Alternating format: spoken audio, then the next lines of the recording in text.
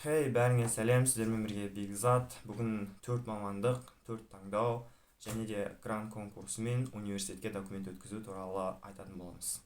Көп адамдар ұбт тапсырғаннан кейін осы нәрселерден қателесіп жатады. Бірақ біз қате жібермеуіміз керек. Себебі біздің грант ұтып алуымыздағы басты нәрселер осылар. Енді ең алғаш болып 4 мамандықпен 4 университетке тоқталатын болсақ, 4 мамандықпен 4 университет жазған кезде сен мына нәрселерді білуің керек. Гранттың түрлерін. Яғни бірінші жалпы грант конкурсына барлық адамдар қатыса алады. ұбт тапсырған кез келген адам. Және екінші, бұл ауыл квотасы. Ауыл жастарының арасында ойнатылады. Тек ауылдың балалары. Үшінші, бұл серпін бағдарламасы. Сіз Алматы облысы, Жамбыл облысының немесе тағы басқа облыстардікі болсаңыз, батыстың немесе солтүстіктің университеттеріне барып оқуға грант ұтып ала аласыз. Бізде келесі ол педквота, педагогикалық квота. Яғни бізде мысалы Тараздағы Міржақып Дулати немесе Қарағандыда Букетов университеті секілді университеттерге осындай педквоталар бөлінеді. Яғни ол жерде жақын арада осындай мамандар керек деген мақсатта университеттің өзіне гранттар бөлінеді. Одан да басқа грант түрлері бар. Әкімдік грант, немесе ректорлық грант деген секілді. Бірақ мен осы алғашқыларына тоқталғым келіп отыр. Грант конкурсына құжат өткізер кезде сіз осы мамандықтарды жазатын боласыз. Енді 4 таңдау мен 4 университет айтатын болсам. 4 таңдау кезінде 4 мамандықты 4 түрлі етіп жазыңыз. Егер сіз грант конкурсының бір ғана түрін таңдасаңыз. Ол қалай? Мысалы сіз 4 таңдауыңызға да жалпы конкурсқа бердіңіз делік. Ол кезде сіз, мәселен, ақпарат технологияларды мен біріншіге жазсам, екінші рет қайталап жазсам, оның маған түк те пайдасы жоқ. Себебі екеуі де жалпы конкурсқа бөлініп отыр, жалпы конкурсқа беріліп отыр. Ал грант мамандыққа бөлінеді, университетке емес. Мысалы, біріншіге КБТУ ақпарат технологиялар, екіншіге ақпарат технологиялар СДУ деп жазсаңыз, ол ештеңені шешпейді, ештеңеге әсер етпейді, тек біріншісі ғана ойнатылады. Егер біріншісінен өтпесеңіз, екіншісі автоматты түрде жойылады. Осы нәрсені түсініңіз. Ал егерде сізде мынандай нәрсе болса, біріншісіне сіз жалпы конкурс таңдадыңыз, математика мұғалімін, екіншісіне де математика мұғалімін таңдайсыз, бірақ педквота мен педагогикалық квота бөлінген университеттерді таңдадыңыз. Ол кезде болады. Неге? Өйткені сіз конкурстың екі түрін, біріншісі жалпы конкурс, екіншісін педквотаға таңдап отырсыз. Осы себептен бір мамандықты екі рет жазсаңыз болады. Келесі бізде менің өз таңдауымды айтайын. Менің таңдауым біріншіге ақпарат технологиялар, Қазақ-Британ техникалық университеті. Жалпы конкурс, ауыл квотасы, ол автоматты түрде сіздің еніңіз арқылы компьютерде шығып тұрады.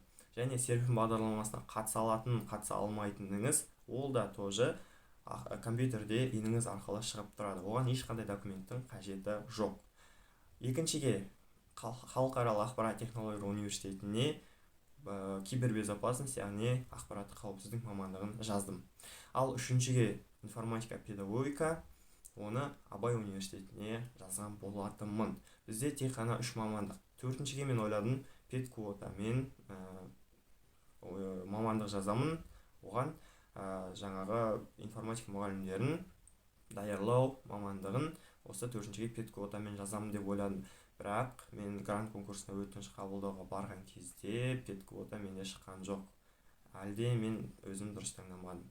Бірақ мен өз балыма сенімді болдым, бірінші мен екіншіден ары қарай аспайтынына. Сондықтан негізі 3 мамандықта жазсам да жеткілікті еді. Енді мына нәрсені түсініп алайық. Грант конкурсы мен университетке документ тапсыру. Екеуі екі нәрсе екенін түсініп алайық. Екеуі бір-біріне байланысты, бірақ мына нәрсені түсінейік. Мен өз жағдайымды айтып берейін. Мен Қазақ-Британ техникалық университетіне түскім келеді, ақпарат технологиялар мамандығына, және бізде грант конкурсына өтініш 2022 жылғы түлектерге де, 2023 жылғы түлектерге де 13 шілде мен 20 шілде аралығында өткен болатын.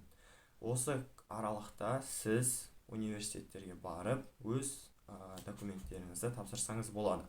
Документ тапсыру мынандай түрде жүзеге асады. Ол офлайн яғни сіз өзіңіз қалаған университетке барып сол жерде документ тапсырасыз. Екінші, сіз басқа қаланың университетін жаздыңыз, сол қаланың университетіне түскіңіз келеді. Ол жағдайда кез келген өзіңізге жақын университетке барып документ тапсырсаңыз болады. Ол жерге сіз төрт таңдау кезінде бірінші университетке, басқа қалада таңдаған университетті жаза берсеңіз болады. Және үшінші, егов арқылы өтініш берсеңіз болады. Онлайн түрде құжаттарыңыздың телефонда кез келген приложениемен сканерлеп алып, PDF форматында сол жерде енгізетін жерлерге енгізіп, егов арқылы да өтініш берсеңіз болады. Және төртінші, сіздер виртуалды комиссия, яғни өз университетіңіздің басқа қалалардағы виртуалды комиссиясы арқылы өтініш берсеңіз болады. Енді грант конкурсына 13 мен 20 арасында документ тапсырамыз. Ал оған дейін бізде 20 маусымнан бастап 25 тамызға дейін университетке документ тапсыру басталады. Ал 13 мен 20 аралығында грант конкурсына документ тапсырады. Ал сіздер сұрауларыңыз мүмкін, менде осы нәрсеге басым қатты. Бізде аттестаттың оригиналын сұрайды, 075, 063 барлық документтерді университетте сұрап тұр, грант конкурста сұрап тұр. Ол қалай? Ол былай. 13 мен 20 аралығында тек грантқа, ал 20 маусым мен 25 тамыз аралығында ол платный, яғни ақылы түрде оқитын оқушылар сол аралықта документ тапсыра береді. Менің кеңесім, сіздер 13 мен келесі жылы қай уақытта болатыны белгісіз, бірақ осы аралықта болатыны анық. 13 мен 20 шілде аралығында сіздер документтеріңізді апарып университетке тапсырғандарыңыз дұрыс. Онлайн форматта грант конкурсына өтініш беру, менің ойымша, ол қате. Өйткені көп адамдар осы жерде қателесіп, белгілеген нәрселері дұрыс болмай, офлайн форматқа барып тапсырғандар өте көп болды. Енді грант конкурсына барған кезде нені білу керек? Мен жоғарыда айтып өткен 4 таңдаумен 4 университетті біліп баруыңыз керек. Себебі сіз сол жерге барған кезде осы таңдауларыңызды жазатын боласыз. Ол жердегі адамдар сізге ешқандай ақпарат беруге міндетті емес. Сондықтан сіз алдын ала зерттеп, өз статистикаларды ОБТ-дан кейін шығарады. Сол статистикаларды қарап, өзіңіздің шамаңыз жететін университеттер мен мамандықтарды жазсаңыз болады. Айта кететін жайт, сіз ең бірінші таңдауға өзіңіздің қалаған түсе алмасаңыз да, статистика оны жетпейді деп айтса да, сіз сол мамандықты қалаған университетіңізді жазыңыз. Бәрі мүмкін. Ал екіншіге сіз өзіңіздің балыңыз жетеді-ау деген университетті, ал 3 пен 4 уже страховка, яғни сіздің грантқа нақты шансыңыз бар мамандықтар мен университеттерді жазатын боласыз. Ал енді келесі грант конкурсына мен қалай бардым? 13 күні таңсың КБТУ университетіне бардым. Осы жерде сұрақ болуы мүмкін, мен 4 таңдау жасаймын, 4 университетке де баруым керек па? Жоқ, ол міндетті емес. Сіз бір университетке барсаңыз жеткілікті.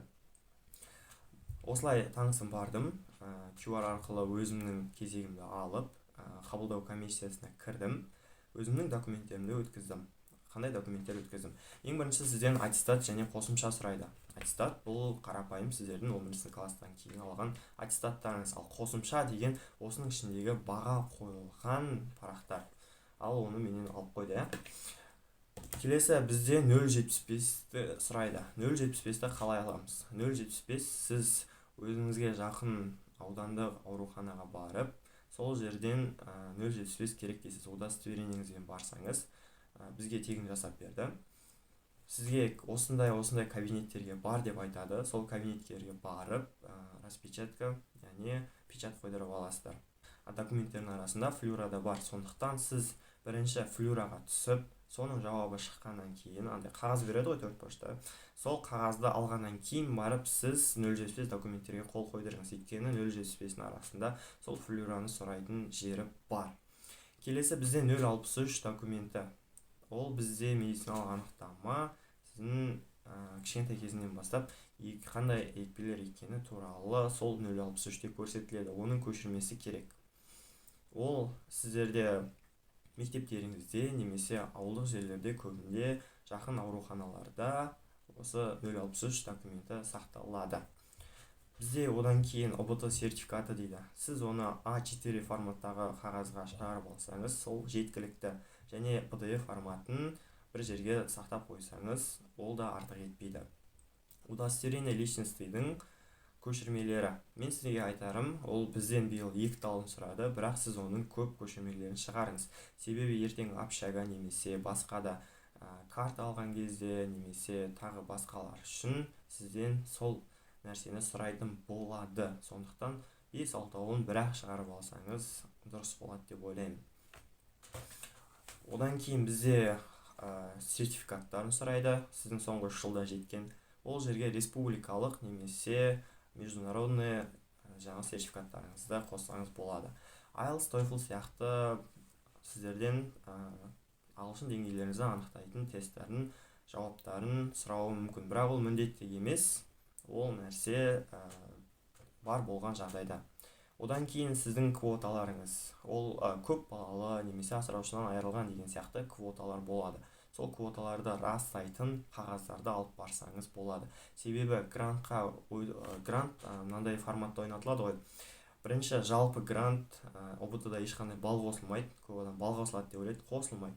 Одан кейін ауыл квотасында болса, ауыл квотасы. Одан кейін сіз осы екі конкурстан балыңыз грантқа жетпей қалса, уже жаңа көп балалы деген сияқты квотасы бар конкурстарда ойнайсыз. Бұның әр қайсысына грант бөлінеді. Кинолдардан сіздерден осындай тіркеу куәлігін сұрайды. Сіздер военкоматқа барғаннан кейін осындай қағаздарды берген болатын. Немесе аттестат алған кезіңізде осы қағаздарды бірге береді. Осының көшірмесін жасап алу міндетті. Тіркеу куәлі деген осы нәрсе. Одан кейін фото. Фото бізден 8 штук деп жазып қойған екен. Бірақ мен барған кезде КБТУ университеті бірақ фотомды алды. Оның өзі мен КБТУ университетіне түсуге заявление жазғанда сол параққа ғана жапсырды. Ал грант конкурсына мүлдем фото сұраған жоқ. Бірақ дегенмен кейбір адамдардан сұраған, кейбір адамдардан алған. Сондықтан ол нәрсе артық етпейді. Мен 10 штугын жоқ 12 штугын бірақ шығарып қойдым. Сондықтан сіздерде көп шығара беріңіздер, өйткені ол болашақта керек болады. Нәрсе бізде егер педагогика таңдаған жағдайда сіздерден педагогикаға арналған психометриялық тестті сұрайтын болады. Оны биылдан бастап онлайн және офлайн форматта өтсеңіздер болатын еді.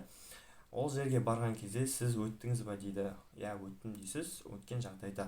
Сізге өту міндетті, өйткені сіз педагогикаға бұнсыз грантты ұтып ала алмайсыз. Сондықтан онлайн форматта тапсырсаңыз да болады.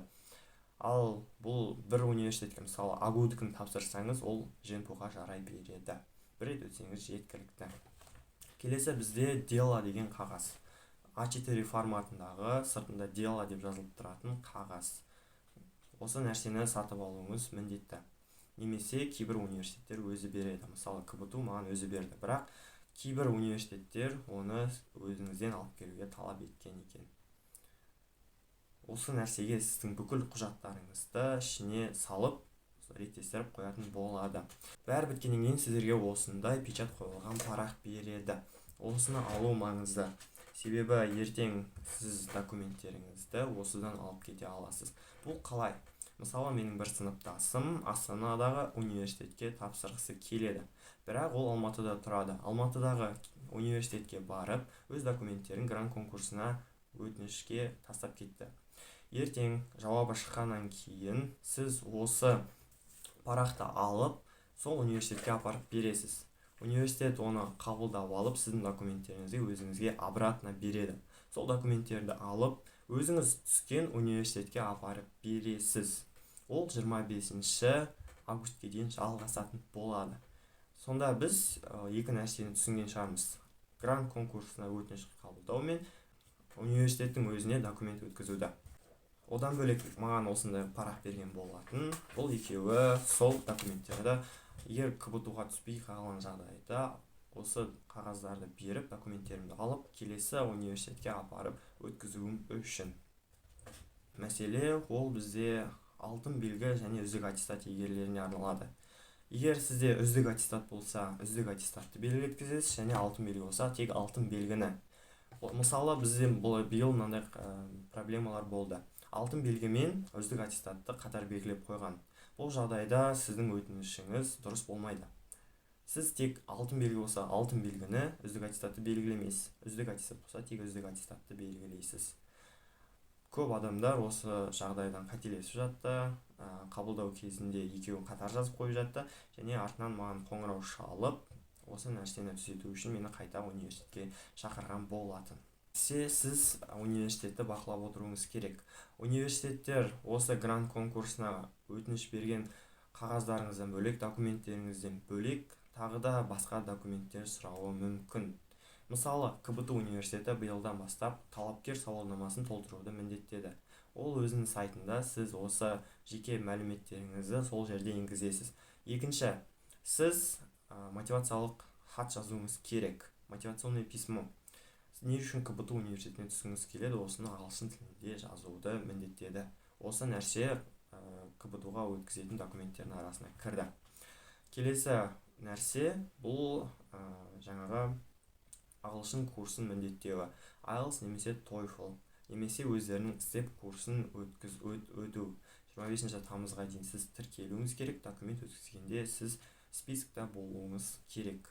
Және КБТУ университетінің тағы бір биыл және былтырғы ерекшелігі, былтырғы естуім бойынша КБТУ, МУИТ секілді университеттер документті өткізген кезде тек өзіне барып қана қабылдаған.